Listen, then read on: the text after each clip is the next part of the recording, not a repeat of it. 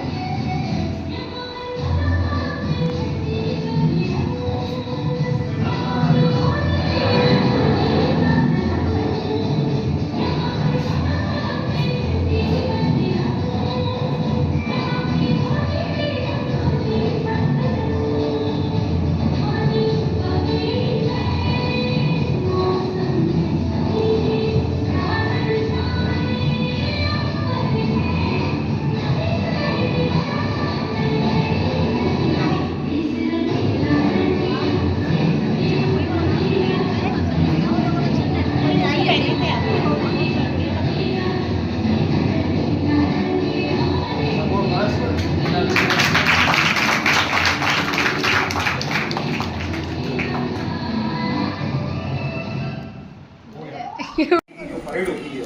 मुरैना में तो जो परेड ग्राउंड है उसमें तो परेड में शामिल रहा ही हूँ मैं, लेकिन 26 जनवरी के दिन एक बार दिल्ली में लाल किले पर एनसीसी का एक फ्लैग मार्च भी होता है, सभी पुलिस वालों का होता है, उसमें भी मुझे मुरैना का प्रतिनिधित्व करने का मौका मिला। ये सन 2006 की बात है, जिसमें मुरैना के साथ मेरे साथ एक और लड़का था, उसका नाम मदन सिकरवाल है, वो आज ITBP उसमें जॉब कर रहा है, SI की। हम दोनों ने मुरैना किया था, उसमें तमाम तरह की परेशानियाँ आती हैं, ट्रेनिंग होती हैं, रात रात को जागना पड़ता है ट्रेन उसमें उस परेड सीखने के लिए। तो उन तमाम चीज़ों से हमें बहुत सीखने को मिला, क्योंकि मेरा शिक्षक कार्य बहुत शुरू से मेरी हॉबी थी। 2001 से मैंने पढ़ाना शुरू कर दिया। 2001 से पढ़ाने के बाद लगभग 5-6 साल तक मैंने शिक्षण कार्य किया। आज जो आपके साथ पवन सर हैं, पवन सर के साथ मैंने काफ़ी पढ़ाना शुरू किया। पवन सर के स्कूल में मुझे पढ़ाने का सौभाग्य मिला।